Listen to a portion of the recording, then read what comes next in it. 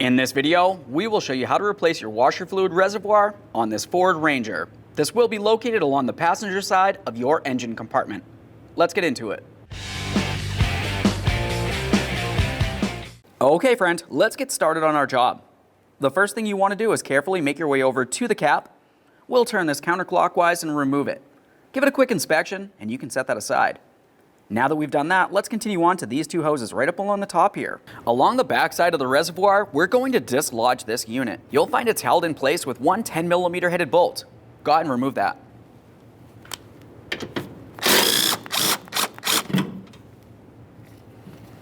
At this point, you should be able to take hold of this and carefully rest it aside. Squeeze the clamp, slide it out of the way, and remove the hose.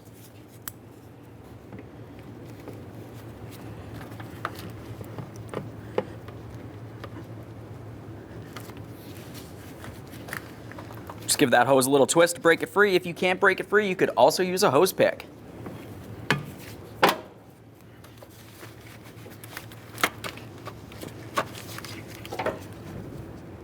We'll just give that end a quick inspection, make sure it's soft and pliable, not torn, worn, or damaged in any way.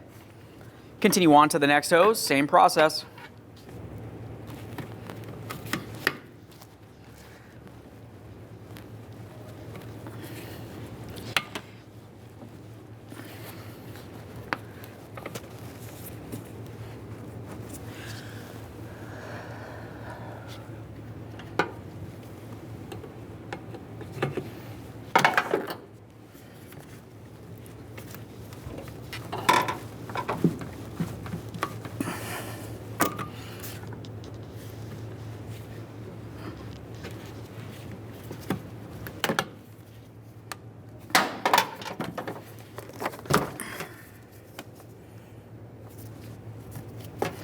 Now we can remove this mounting stud.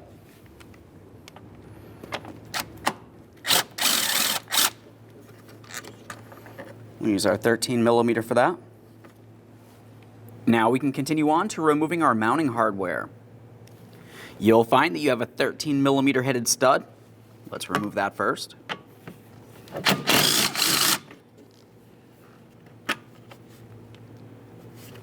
Now we can move down in this area. Now in this area, you'll find an 11mm headed mounting nut. Get that out of there. Up in this area, we'll be removing a 10mm headed bolt.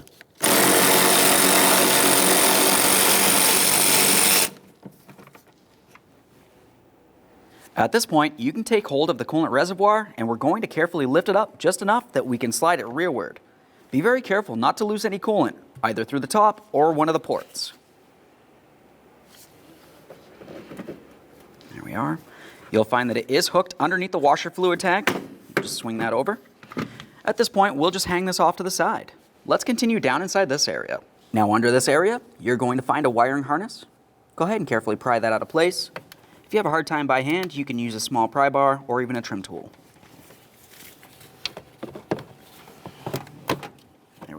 Let's give that a quick inspection. Move directly below that. Follow the wiring harness down to the pump. Go ahead and release that lock and then pull this out of place. It's a little bit hard to reach down in here. I'm just going to press in on the locking tab in the center and try to pull this up and out. There we are. Just give that a quick inspection. Look for corrosion. Looks pretty good. Let's continue on.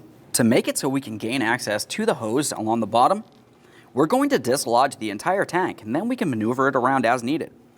Up in this area, close to the air filter box, you're going to find another 10mm headed bolt. Go ahead and remove it.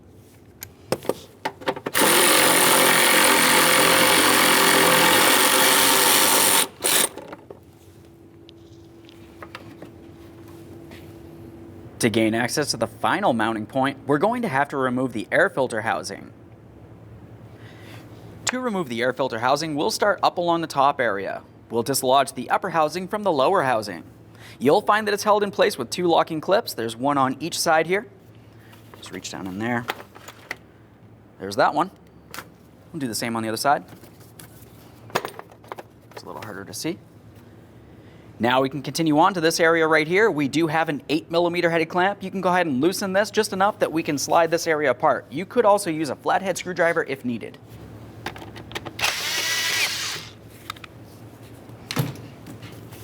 At this point, we're going to separate this. Go ahead and take hold of each piece, give it a little wiggle, pull it apart. Continue on to pulling this upper housing out of place. You will have to work it around your AC line, which circles around here. You can maneuver this around as needed, just be careful not to damage it.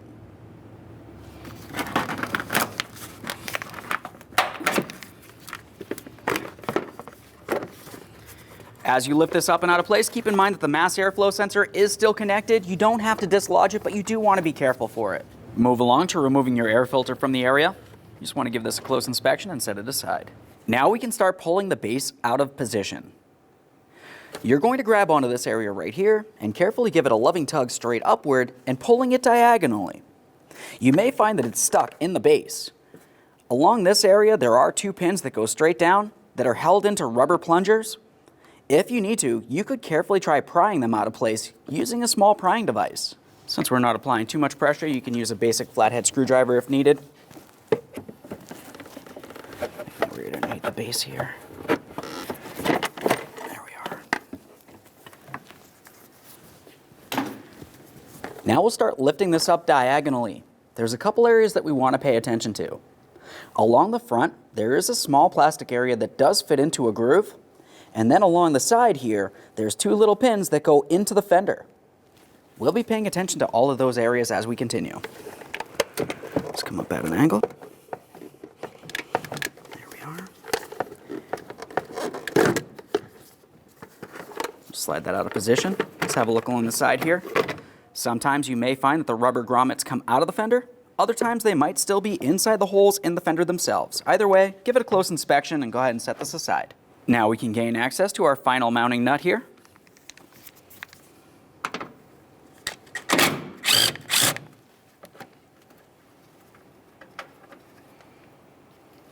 At this point, we can take hold of the reservoir. We'll start lifting it out of position so we can remove the hose. Keep in mind, when you remove that hose, fluid will come out of this area. So have a collection bucket under the area. This around.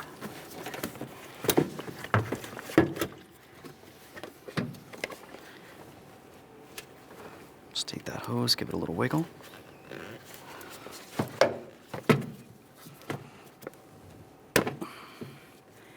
Give the hose a quick inspection, make sure it's soft and pliable. If it needs to be replaced, now's a perfect time.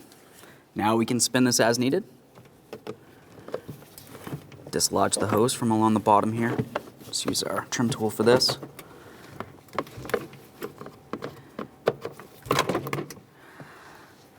There it is, friend. At this point, you want to make sure that you either transfer over the washer fluid or dispose of it properly.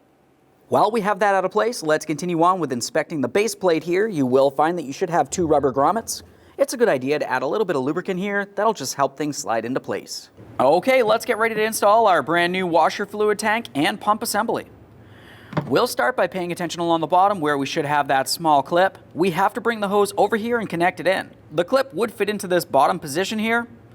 Our clip is broken, so I'm going to continue on with a wire tie because we do want to make sure it's secure. Let's get the hose in position without dropping anything here.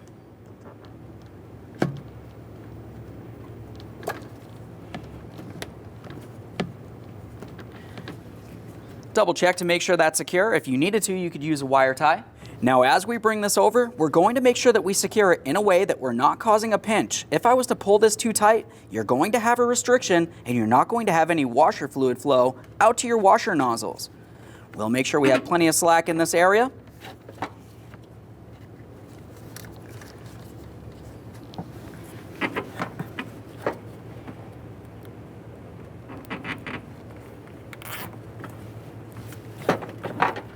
One last check before we tighten this. Trim off the excess. Now we can take this and put it in place. We'll be paying attention down along the bottom there for our mounting stud.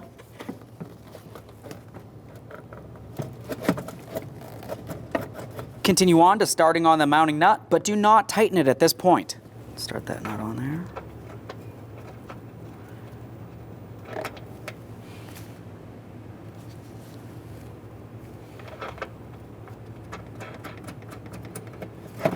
Still nice and loose. Let's make our way just above that. to our upper mounting bolt. We'll be taking this and aligning it with the fender.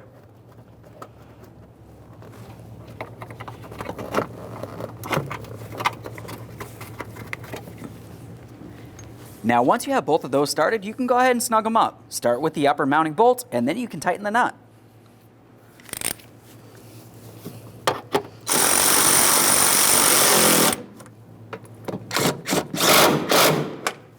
Take hold of the tank, double check to make sure it's completely secure. Now we can put in our air filter housing. We'll be paying attention along 3 areas. You have the area across the front, you'll have the lower areas, and you'll also have the 2 areas along the fender. Carefully take this and slide it into position.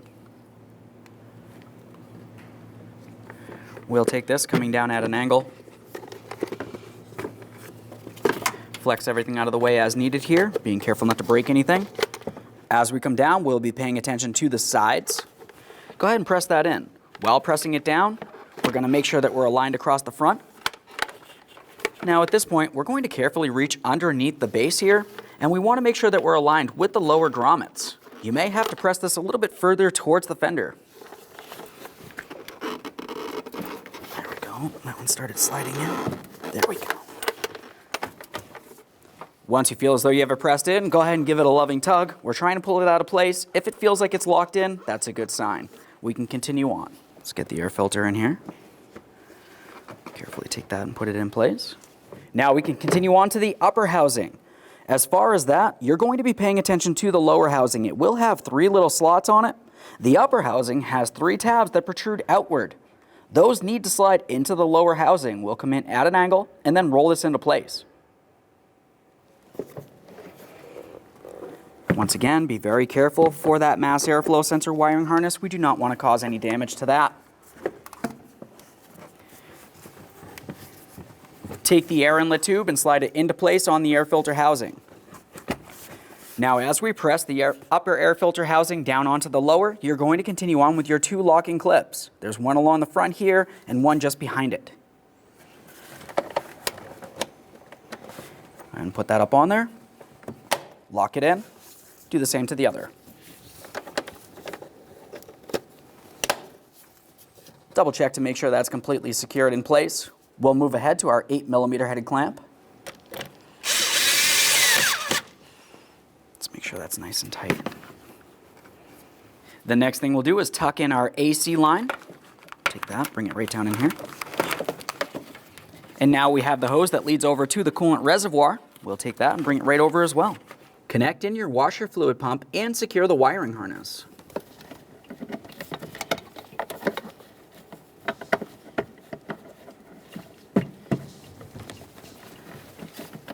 Press it in, listen for a click, give it a little tug to make sure it's secure. Secure this.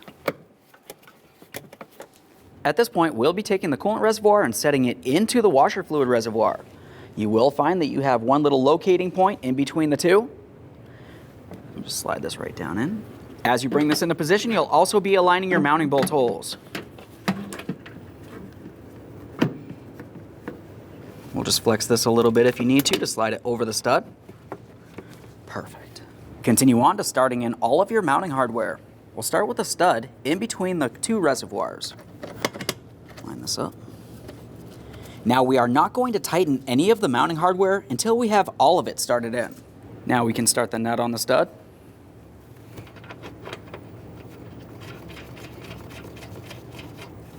We'll make our way up from there.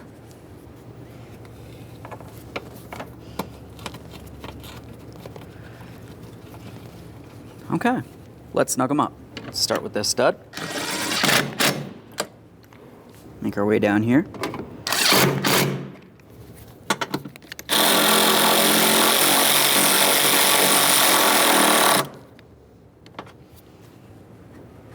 Can get this hose on here.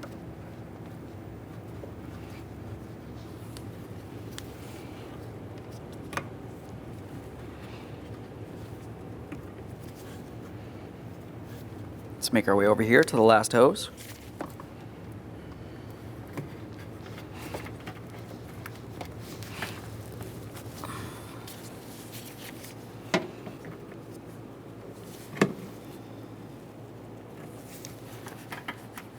Now we can get this in place. You will find that the bracket will slide into the fender. It has a small slot on the fender there. Once you have that in there, continue on to aligning your mounting bolt hole. Start in that 10mm headed bolt and snug it up.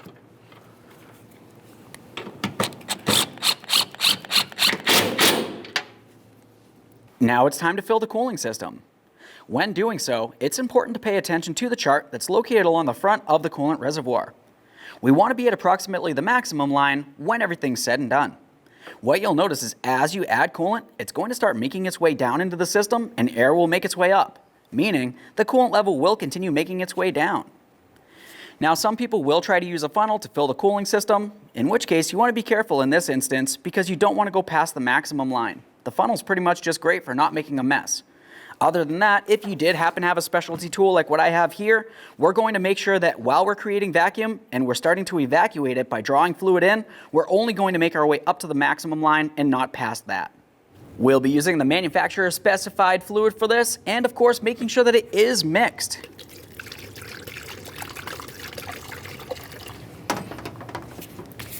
At this point I'll get my tool set up.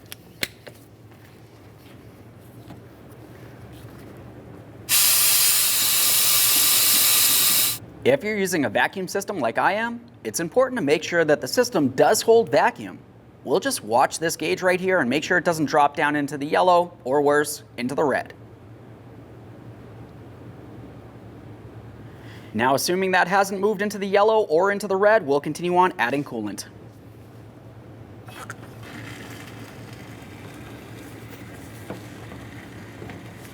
As you can tell, the coolant is making its way above the maximum line, but it's also drawing the coolant down at the same time. At this point, we're going to continue on by releasing pressure here. We'll allow this to make its way down, and then we can top it off as necessary.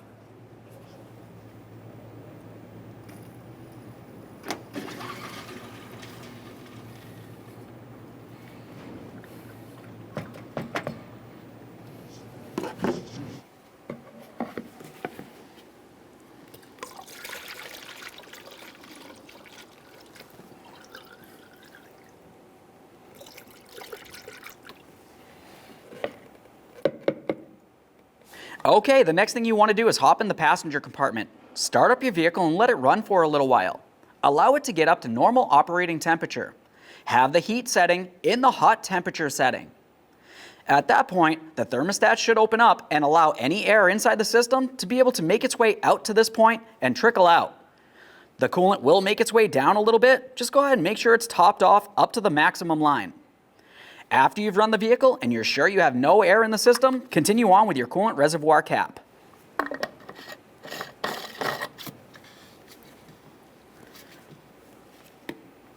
Okay friends, we've got our vehicle back together. At this point, you want to go ahead and clean up your mess. Check for leaks, and then take your vehicle for a road test. Thanks for watching. When only the best will do, demand TRQ. The only company that lets you view before you do. TRQ is committed to offering the highest quality aftermarket auto parts that are engineered for peace of mind. Thanks for using and viewing with TRQ.